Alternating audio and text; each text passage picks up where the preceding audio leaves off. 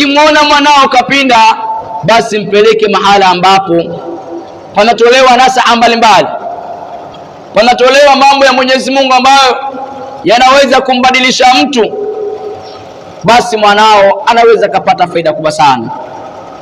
Na hapa Luqman alitumia hekima kubwa sana kwa kutumia aya ya Allah Subhanahu wa Ta'ala kuweza kumnasihi mtoto wake.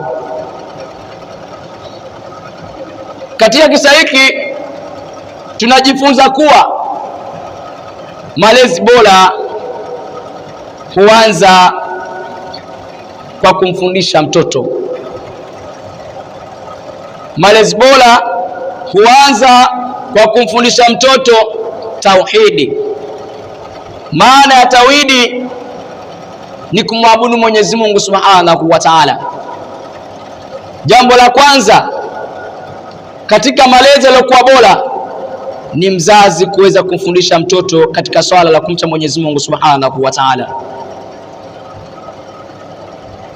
Ni wazazi wangapi wanafanya hivyo? Ni wazazi wangapi hawana habari na mambo hayo ya kuwapeleka watoto zao ili waweze kumjua Allah Subhanahu wa Ta'ala? Utakwenda kuulizwa na Allah Subhanahu wa Ta'ala.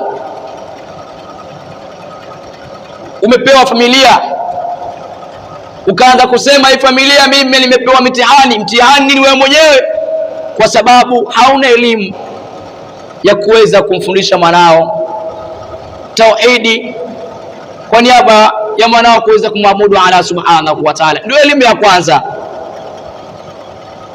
Ukitaka mwanao aweze kuwa mtu ambaye ni mwema, ni mzuri, anafanya mambo yaliyokuwa mazuri, amejiepusha na mambo mbalimbali ya kimitaani, kwa sababu mitaani kuna mambo mengi sana mazito, na kuna baadhi ya wazazi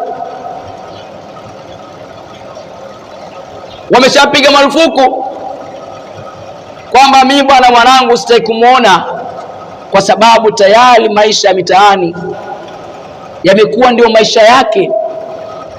Mwanangu ni mvutaji bangi, mwanangu anakunywa pombe, bado ana umri mdogo.